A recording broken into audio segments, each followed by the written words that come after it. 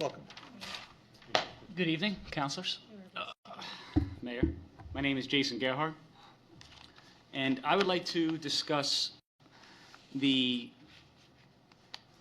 issue I see is that there's a lot of questions as to money, where it went, and this current item seems to just murky the waters even more.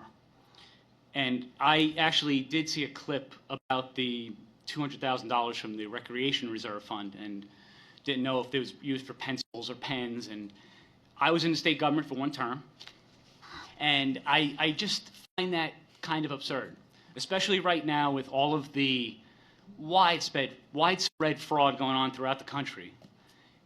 People don't really trust government accounting, and I can't blame them. I don't, and I was in the government, you know.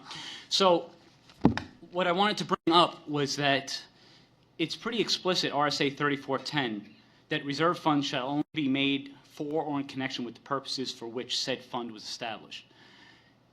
And obviously, as it was stated before, it's a misdemeanor if they're using funds for things that weren't supposed to be. I just really would recommend that kind of just put everything on ice. And the DRA, I wouldn't trust a government agency to oversee another government agency. That just seems to be a recipe for more disaster, and another government agency to be created to see those government agencies that didn't do their job in the first place. Recently, I've discovered that the county grand jury is actually the mechanism for investigating government. We only think of it as in its accusatory role. The prosecutor brings forth an accusation, says, hey, should we indict this guy? But it turns out other states, for instance, Florida, they use its investigatory capabilities to its full extent. And I just want to read from the handbook for the grand juries in Florida. It's really interesting. The grand jury, in addition to the duty of formally indicting those charged with crime, has the further important duty of making investigations on its own initiative, which it will report as a presentment. This duty permits investigation of how public officials are conducting their offices and discharging their public trusts. The grand jury may investigate as to whether public institutions are being properly administered and conducted. It has the power to inspect those institutions and, if necessary, may call before the grand jury those in charge of the operations of public institutions, as well as any other person who has information and can testify concerning them. Last sentence. If the grand jury finds that an unlawful, improper, or corrupt condition exists, it may recommend a remedy. And our grand jury in Merrimack County, it meets every month, but the new grand jury is coming in on Wednesday. And in September, for the previous grand jury, I gave them information about this duty and obligation they have to investigate government. Because no offense, but we need somebody to oversee government that's not in government. And these people serve for 120 days and then they're out. They have no incentive to play party politics. So anyway, I'm going to go Wednesday and I'm going to bring this issue up to them with some other ones. But I don't want to think that anybody's doing anything untoward, but I mean, there's a lot of money that's kind of up in the air. And I don't want to call it off right now, but So anyway, that's where I kind of wanted to come here with. And just one other thing. The City of Concord Trustees of Trust Fund meeting back in November, the meeting started at 2 o'clock and ended at 2:09.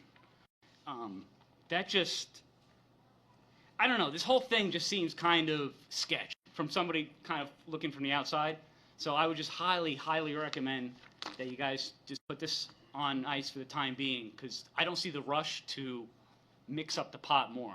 Just kind of let everything settle, find out what happened, because obviously something's wrong.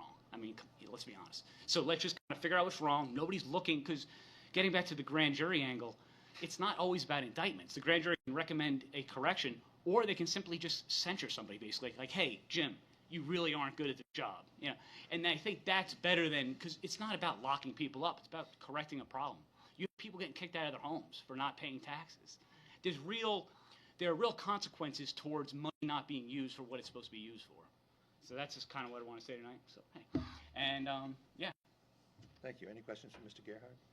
Councilor Schultz. Thank you, Mr. Mayor. I just wanted to say hi, since you pointed at me a couple of times. We did work on some criminal justice legislation together at the State House.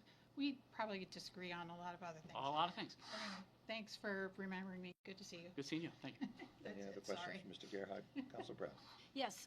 If someone is interested in following up with you about the grand jury, what should they do? Well, I'm going to talk to them 7:30 at the Superior Courthouse on Wednesday.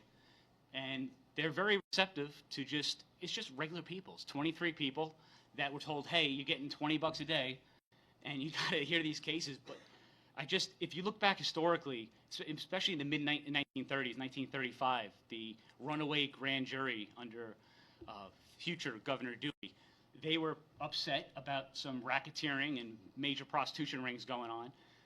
And let's back up. In 1992, there's a Supreme Court case, Williams, and Scalia said in there, the grand jury can investigate something even if they just want to make sure a crime isn't being committed.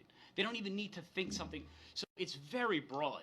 But anyway, yes, we're going to give them information, and hopefully we can kind of get to the bottom of this and some other things. Because in other areas of the country, they investigate everything from homelessness to, it's not just about, I think the time or something. Thank you. Thank you, Mr. Gerhart. All right, thank you guys. All right.